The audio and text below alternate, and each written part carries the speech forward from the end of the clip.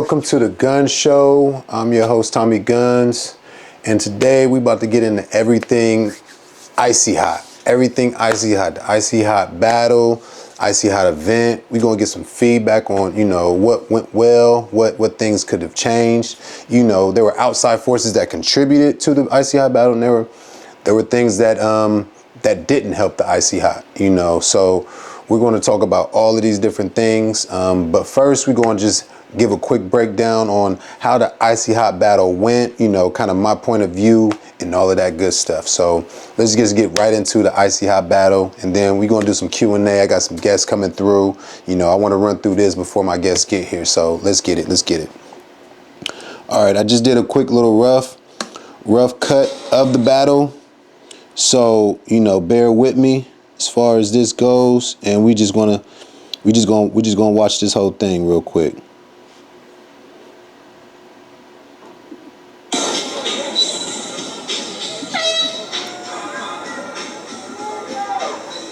Sly started it off. One of the biggest things I'm looking at throughout the whole thing is left, right, left. First off, he put a nice move in the beginning. Sly did. His energy is up.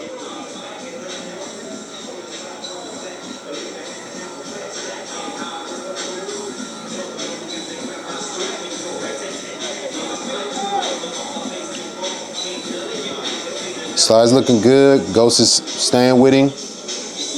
A couple of, fumbles on Ghost's half, on Ghost's side of the things. Now we're gonna see what Ghost does.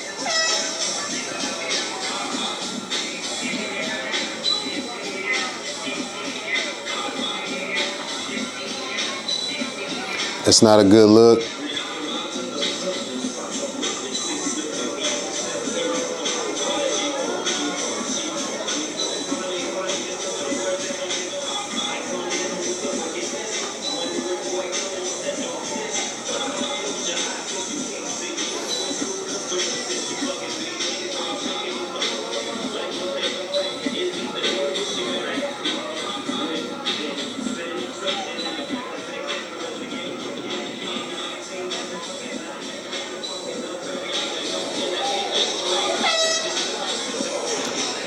Okay, first round,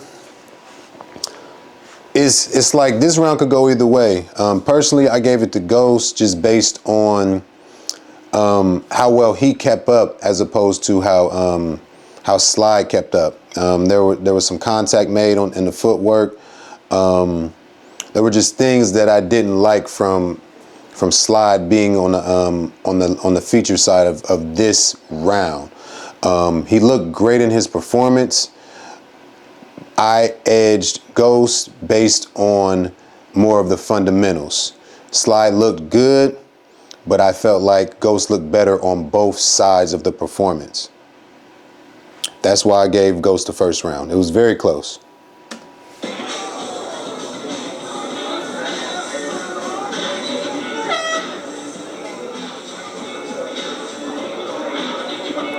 Forgive me for getting too close to these guys.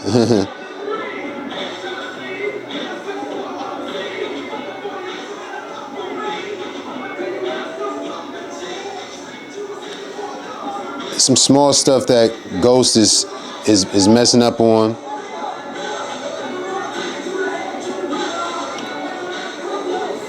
Sly looks good.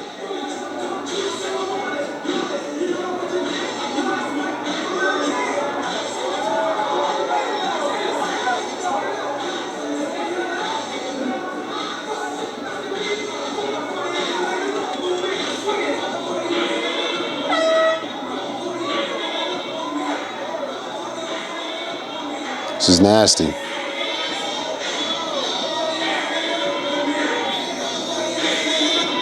And then Ghost pulls out his stride.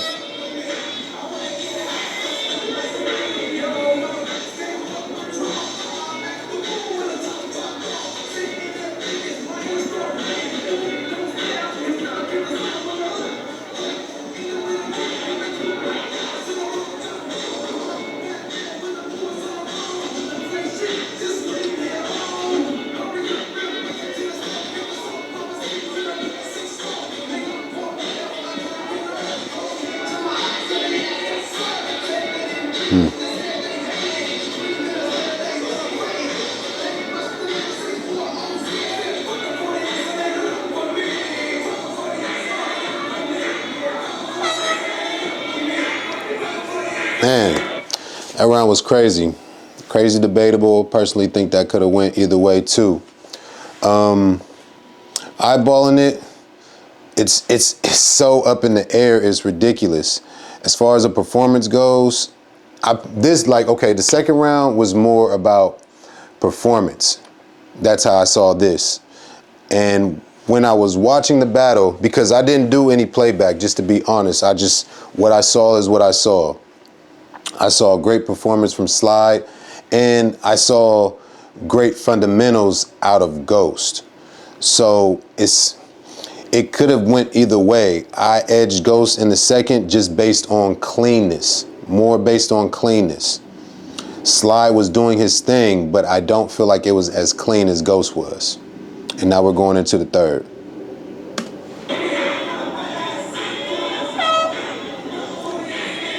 I'm not necessarily saying all these technical things are the issue. I'm not saying doubles and all of that. I'm looking at overall performance on all sides. Performance, technically, all of the above.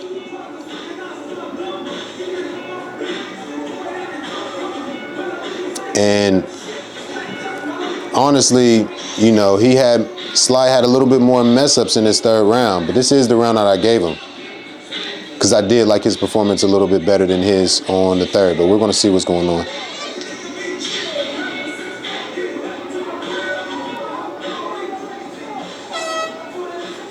This is a great battle. Bottom of the third.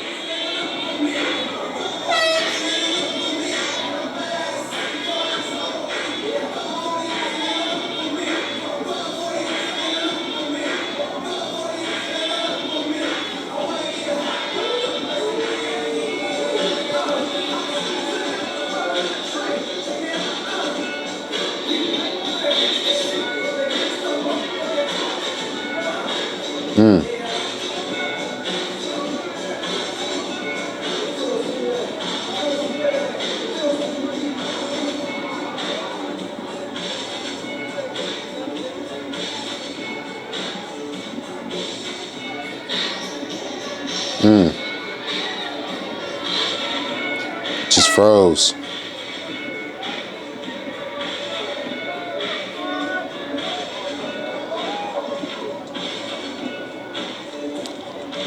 Ladies and gentlemen, dope battle.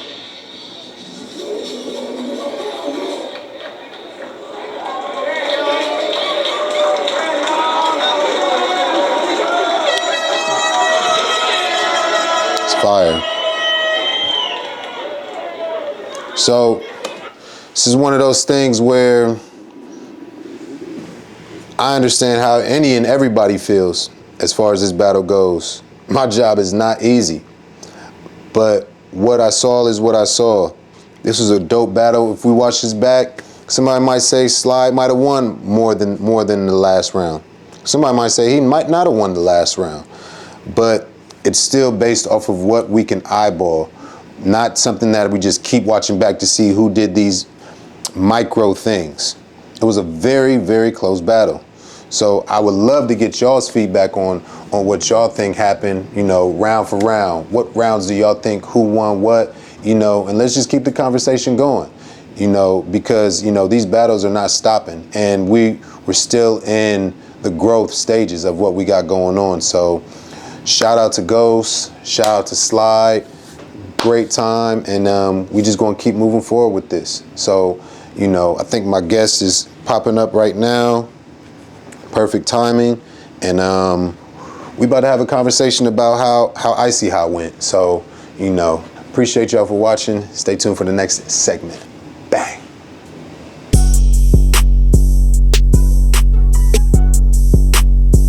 All right, I got my guest with me, B1 in the building. You know, he's doing his thing. And we're gonna talk about, you know, everything IcyHot, you know, the good, the bad, you know, how the good work that they put in, you know, some things that, you know, personally he might think could adjust or whatever, me too.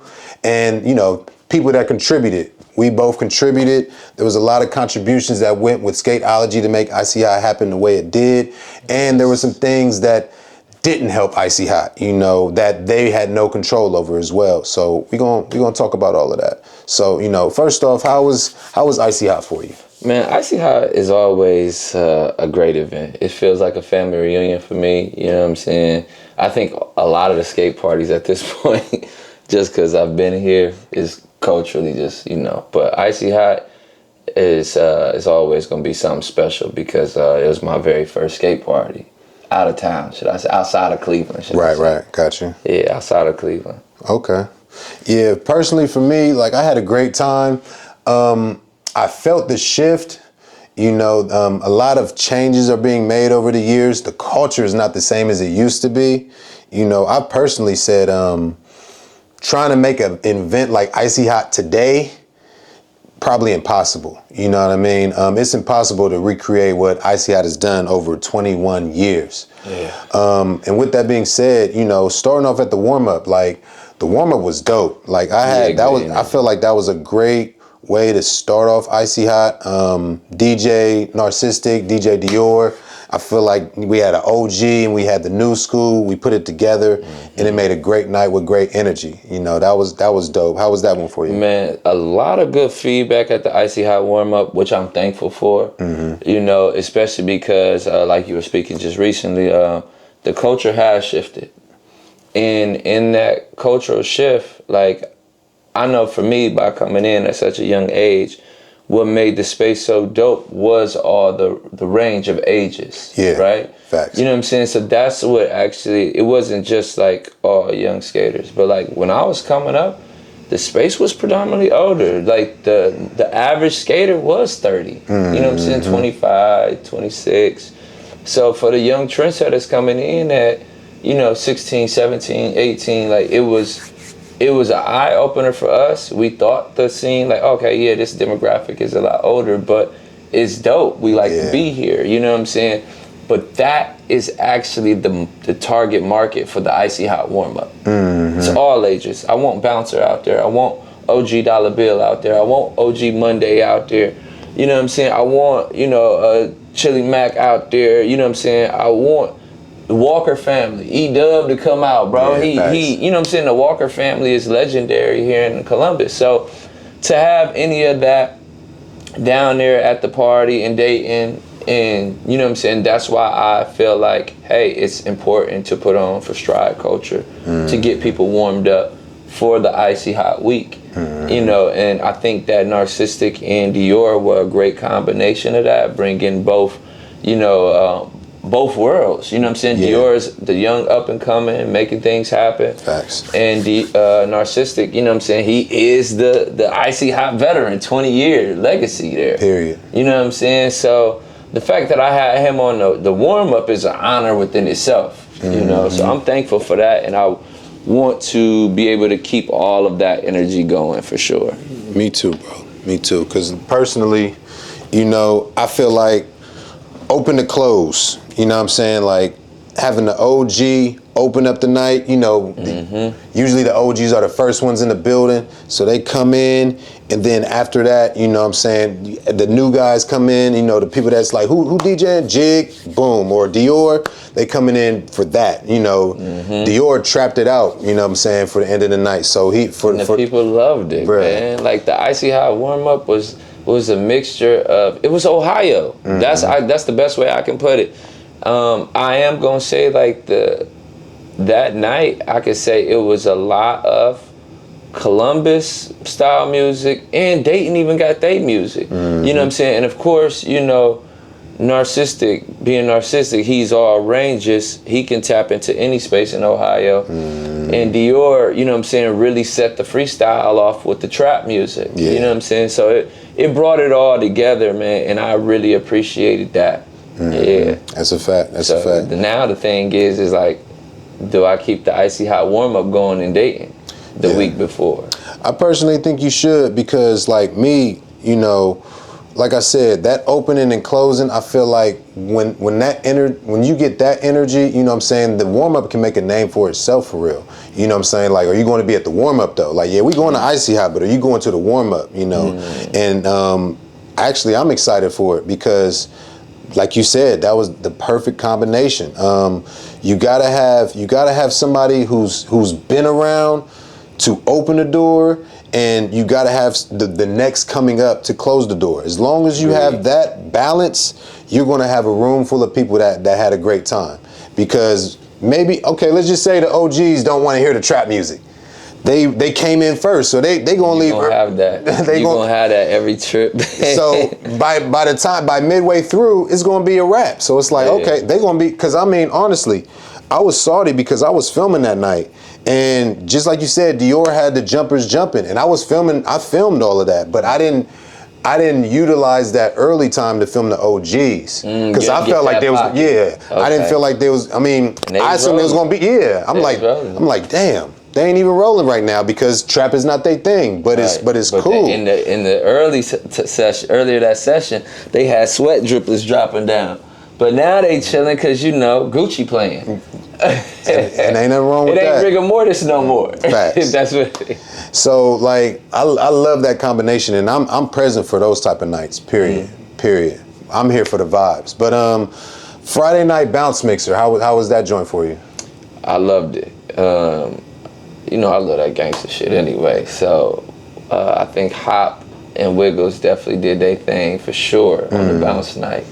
One little thing I can say about the bounce mixer, and it's nothing bad, it's actually good. I was actually surprised, for real, because the bounce mixer is the bounce mixer. It's dedicated to Columbus stride, Pearl, and bouncing, you know what I'm saying? I know that's what's Hop doing at the end. Yeah. And I appreciate it so much. That 30 minutes to an hour of, I'm gonna say, I wouldn't even say an hour. It was more like 30 to 45 minutes. It was a pocket. Yeah. But that representation on a bounce night let me know that Cleveland freestyle skating has come a lot further. Because that is strictly for the bouncers. And DJ Hop, shout out to DJ Hop, you know what I'm saying? I know that it was stride music, but that's the music that was like, it can be blended. It's a stride song and a freestyle song. And Hop knows that sound. So the fact that he was able to stay in that stride pocket while taking care of Cleveland freestyle skaters in that last 45 minutes, I appreciated that. And they went off. You could see it, like in the last 45 minutes on Friday, because it was like the strider, he was like, all right, I got y'all tired. All right, I see the OGs gone, or they done sat down. I see these young setters on the floor still. I still see a lot of freestylers. You know what? Let me turn them up right quick. And it was music that you could stride to. It was still that gangster shit, and it was still Cleveland sound. And I love that, man. And because a lot of the guys was like, wait a minute.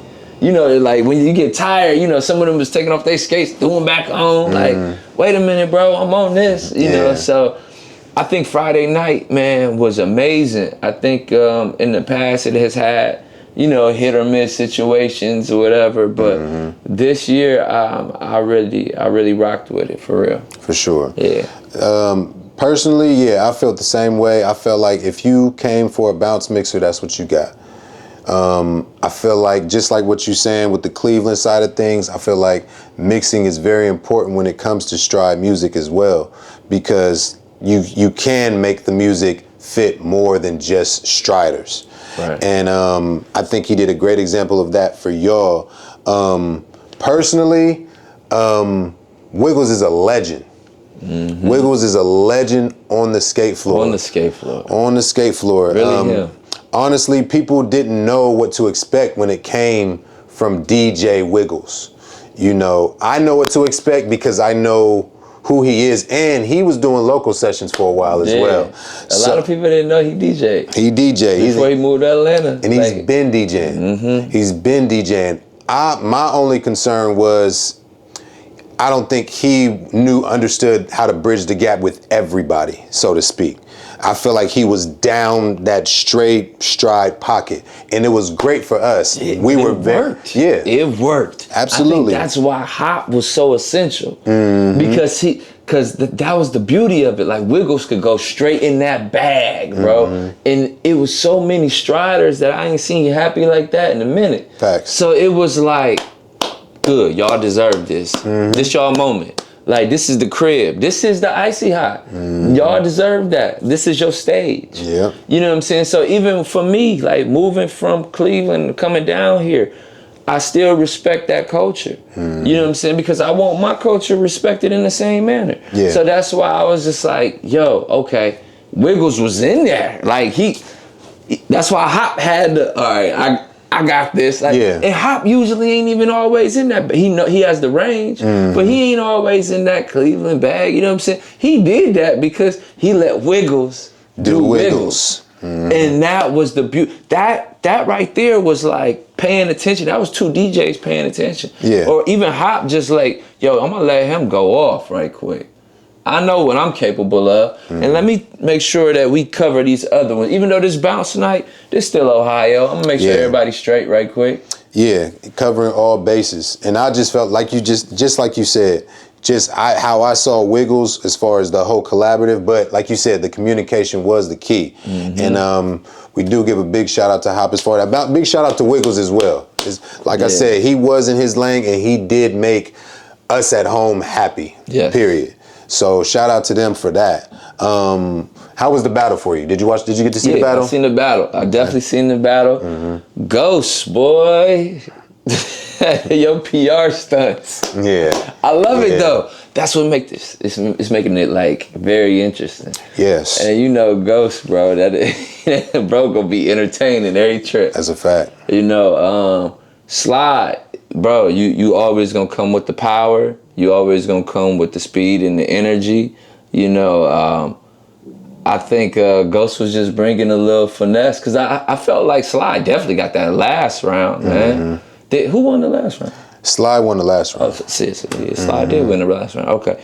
Yeah, you know, so like when I was watching it, I do feel like because Slide got so much power and everything, it was that out east like energy, right? But you know, I'm not a stride professional, but I felt like, bro, maybe you need to slow it down just a little bit. Just a tad bit, but I felt like I was watching Slide stride out east, like on a session or you know what I'm saying. And he got a whole line and he cutting niggas up, right? But this wasn't that part. That's like that. I think is a time and place for everything. Cause Slide got the moves. It's a lot of shit I done seen him do that I ain't see him do in the battle. Personally, I agree with you 1,000% as far as that goes. Like I've said. Like you said, it's like he was on turbo. Yeah, so it's like he's putting everything into each one. So like, I personally feel like not taking the foot off the gas, but like you said, smoothing it out. I personally feel like, I've told him this, like I've seen you stride to a song you didn't like better than a song you like because you just was chilling. And I think when you out of your head, it just hits that much harder. And I feel like the ring does do that to battlers, where it's like they get in their head and they start thinking about what they need to do instead of just feeling it. So you know what? Like that too. And I think what makes Ghost good at that is actually the fact that he also is in the middle. He does middle work. That like. Yes, I get that, you know, right now with TikTok and a lot of things that a lot of people do routines and choreography. But, you know, some years ago, we would just get in there, practice moves, and actually it was more like a cipher. Yeah. You know, so I think by Ghost having the practice and all that of being on his toes in the middle and not necessarily thinking, but having a flow. It's almost like muscle memory a little bit. Bro was just he was chilling. Yeah. Ghost was chilling. He went strided backwards, hit a little, you know what I'm saying? He like, yo, it looked like somebody who was like, I'm about to win again. Like, because he had that confidence, he took his time. It was like, that's why I said, it was actually wild to see Slide stride with more power.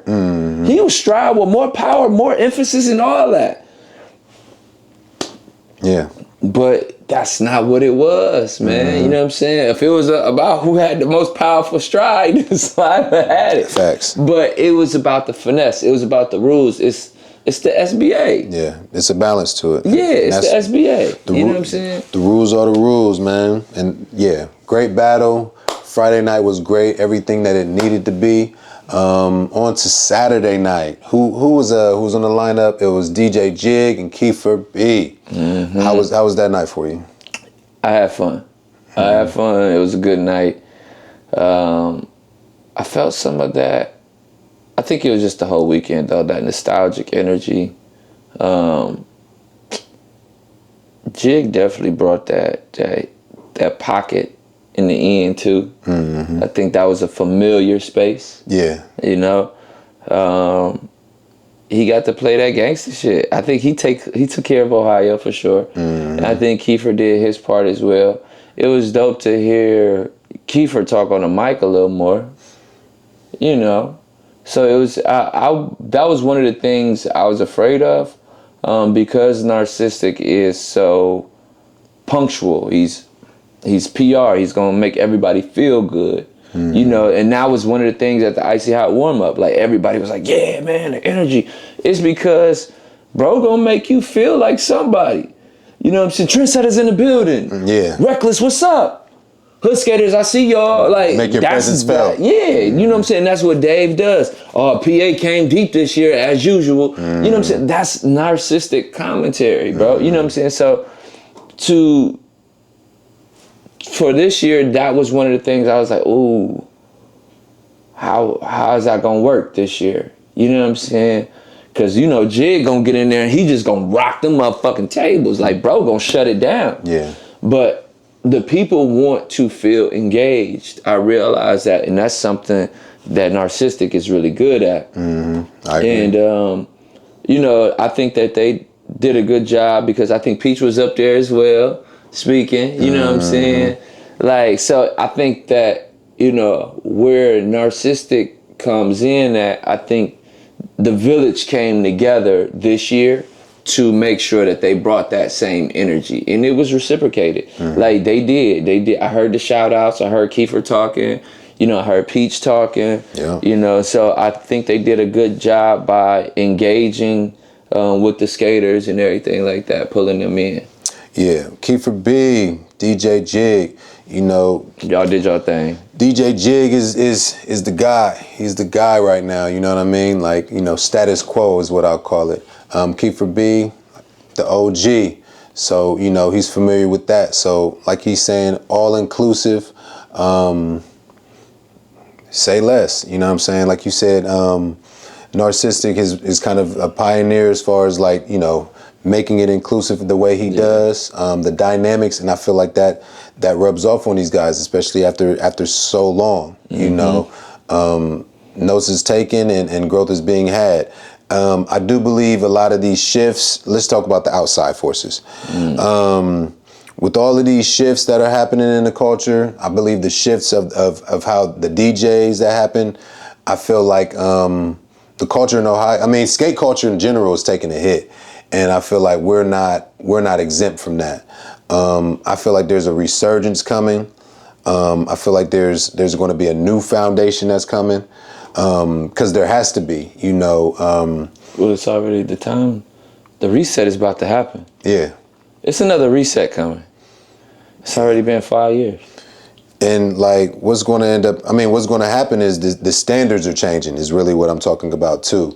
And with that, you know, I had a great time, but I will say, like, you know, I didn't see certain people that I thought I was going to see this time around. And I'm just being transparent.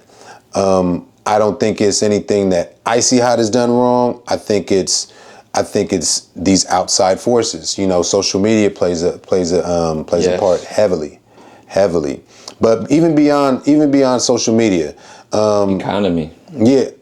Finances and politics. Not to mention, I mean, let's just talk about the contribution. Before I get into that side of things, the contributions that was made was ridiculous from what I could see. Like the skate groups coming together, contributing, you know, everything that the SBA's done, Roll Up is doing, as far as the content, you know, in support of IcyHot. I feel like, you know, I don't know another event that works like this. And I feel like this is the example that we have right now. And moving into a new standard, I feel like this is what needs to stay culturally.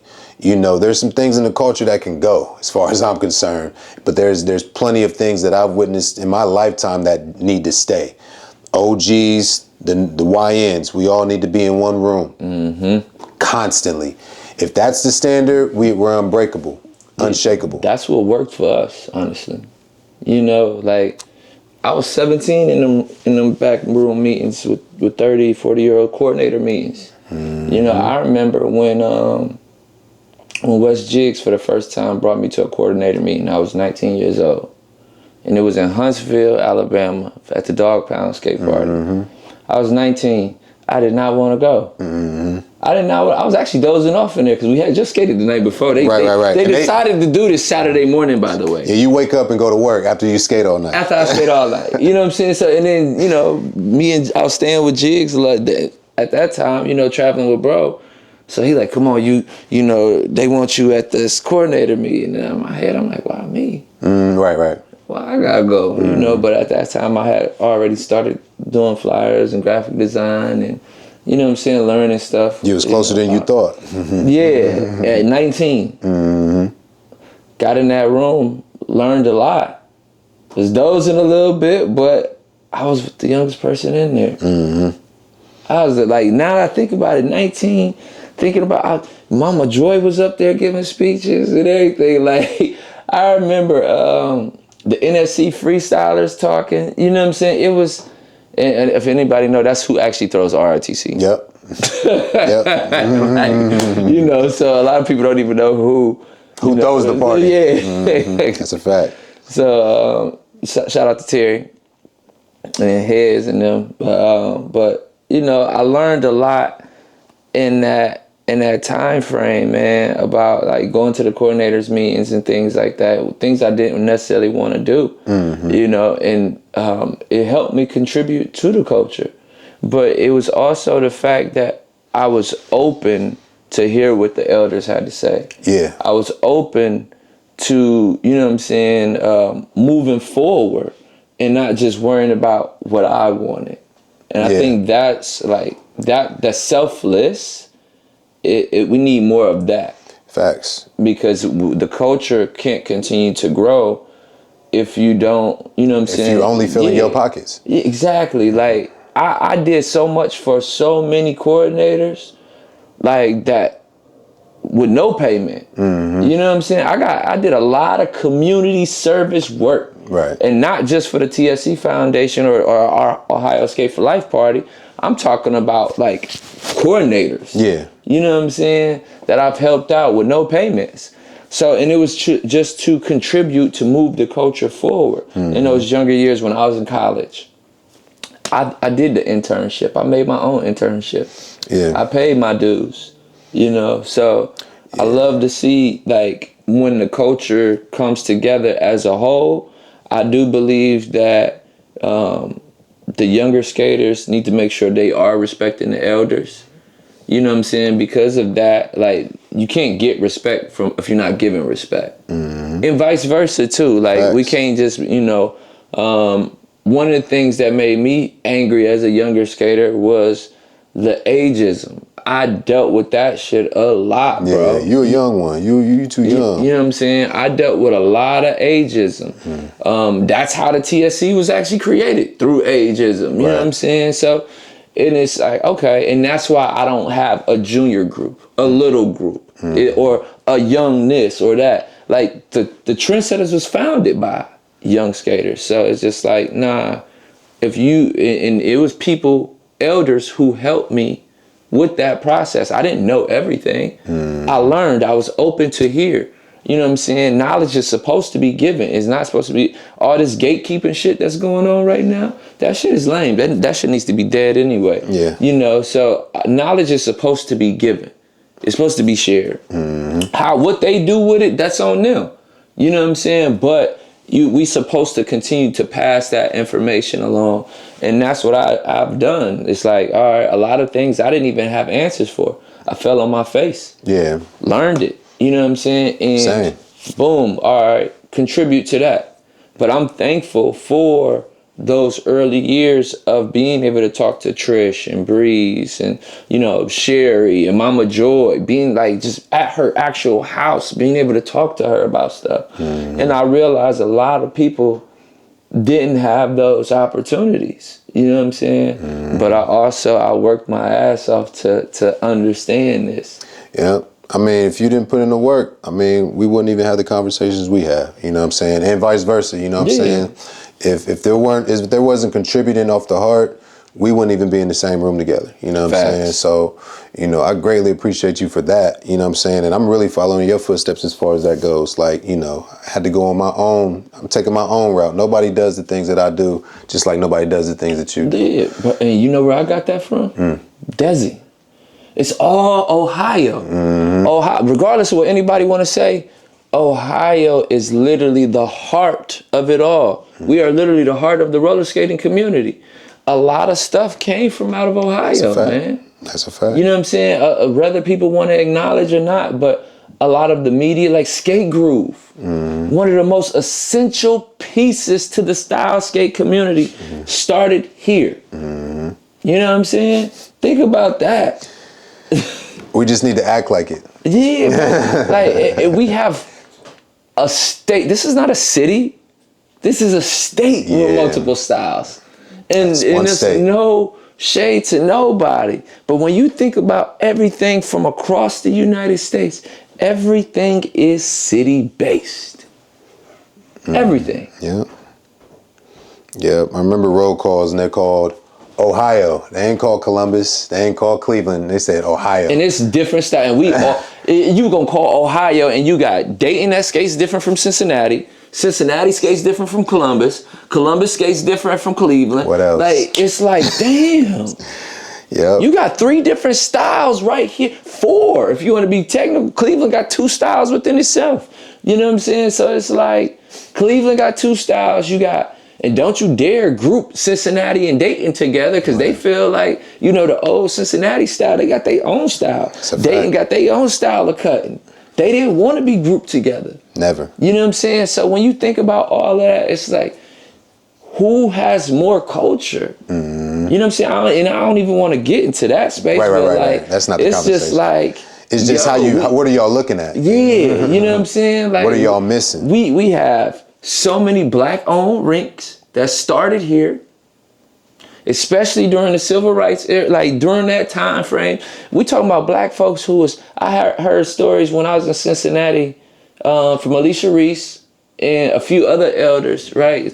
She did some interviews with some other elders, and I think he was like 80-something, man, but he was talking to us about, because this was during the United Skates documentary showing. Mm-hmm. He was talking to us about when he went roller skating, and after he went roller skating, how like clan boys and shit like that would be rolling around and he would hide in fields to go roller skate. That was wild to me, bro. Like, whoa, you might be lynched for going roller skating? Right. That is crazy. Yeah. That is like, it's like some Twilight Zone shit. So when he was telling this story, it's like, humble yourself. Humble yourself. Ohio code. This is Ohio. And this was like in the Cincinnati, Dayton, Hamilton area when this all happened. Right. You know what I'm saying? Mm-hmm. So I don't know if anybody is a historian or know the black, and we're not talking about Hoover. There's another black-owned rink down that way. But, and this was early days. Like, we talking about 50s, 1950s. Damn. You know, so we ain't even in the civil rights era technically yet. Yeah. But it just, that right there, not to go on that tangent, but I just wanted to say how cultural and historical Ohio roller skating really is. It's a fact. I agree. And I'm doing everything I can to make that manifest, period. Last thing. What's next? What's next on your agenda? What's the next event? Oh. Don't we got something this weekend? Don't you got something this weekend? Man. Oh, it don't stop for me, honestly. Love to all the coordinators. Y'all be having one event. I'll be having everything back to back. So Peaches and Cream is this Saturday in Indy. Shout out to the Butter Babies. You know what I'm saying? Butter Babies and the Trendsetters. This Saturday, Valentine's Day weekend for Peaches and Cream. Right after that, I gotta fly to Atlanta for Jive Biscuit. I'll be there. Skate family reunion. You know what I'm saying? TSC has been a major part of the Jive Biscuit family reunion. Fun fact, remember we talk about these shifts every 3 to 5 years. Right. Well, I'm gonna say the first 15 years, y'all, Jive Biscuit was a Midwest and South party. Ohio had a lot to do with that. Trish's team is based off of the Midwest, Ohio and Chicago alone. You know what I'm saying? So let that sit there. You know, it was, you know, specifically Midwest and South. You know what I'm saying? So much love to everybody else that's came in from all over New York, New Jersey, the Snappers, Philly. You know what I'm saying? But that party was definitely ran by the Midwest and the South for sure for many years. After that, coming back home, we got the Trap Skate in Dayton. You know, the DJ Toots, they coming back up from Atlanta. Hey. You know, so it's definitely gonna be a vibe, bro. What's after that? I mean, sheesh. Skate for Life. Oh man, so we got Skate for Life at the beginning of May, first weekend of May. Man, celebrating 16 years of community service. 16 years of community service. I'm thankful. Thankful for the journey. And thankful for everybody who's been a part of this journey with me, man. I could go on about more events, but I'm going to just leave it there. That's for sure, man. Because they keep going. Yes, sir. I appreciate you for coming. Oh, bro, it's all love. Absolutely. Thank you for having me. Appreciate y'all for watching. We're going to get into the next thing. Bang. Make sure you roll up.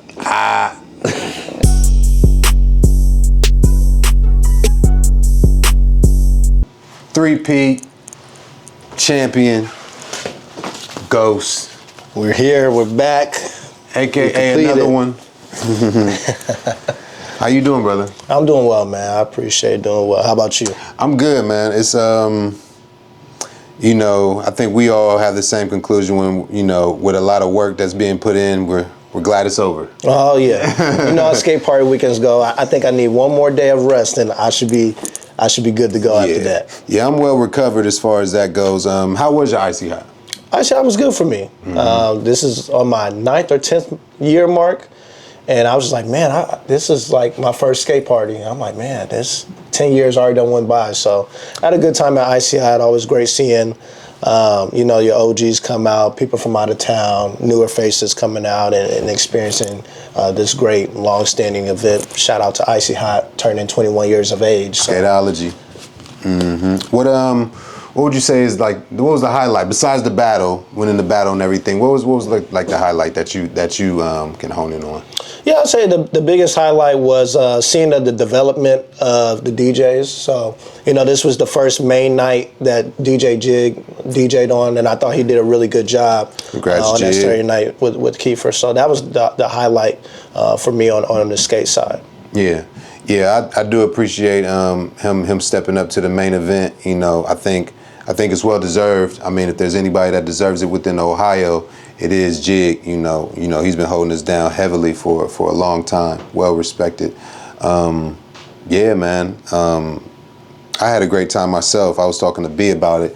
You know, I had my critiques and everything, but all in all things considered, you know, there's ups and downs when it comes to this, but I greatly appreciated the contribution that everybody was making when it comes to, you know, helping build this up to be, you know, our big thing, you know. For sure. I don't know if anybody, I feel like there's a lot of people that take it like that, and I think there's a lot of people that just take it for granted, and I think I appreciate all of the above because, you know, filling that space up and getting that energy going is what I'm most thankful for. Oh, absolutely. And, you know, I can also speak from a skate coordinator side of things. It takes a lot Yeah. You know, for a party, because you know us coordinators specifically want to give you guys the best experience that we can possible.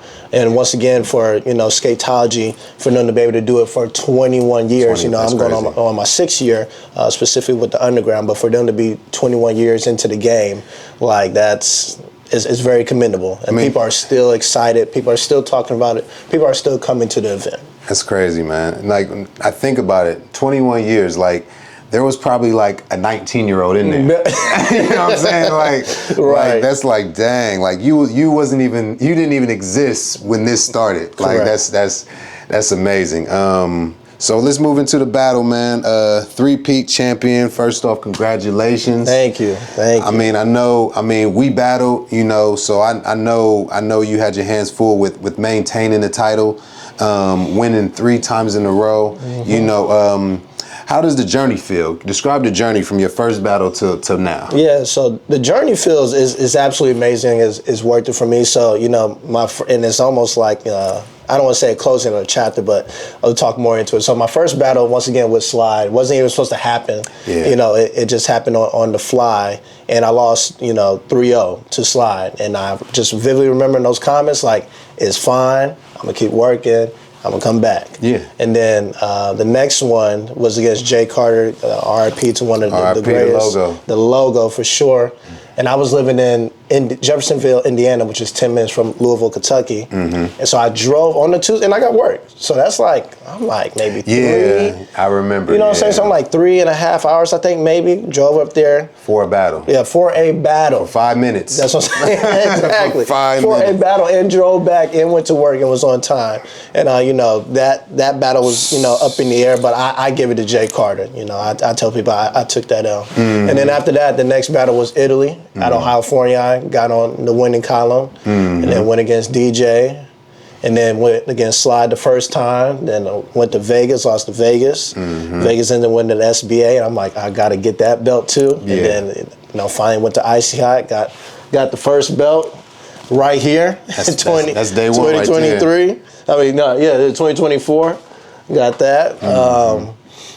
And after that, I had a couple other battles. So right after the Slide, did we go into, I think it was JoJo, after JoJo.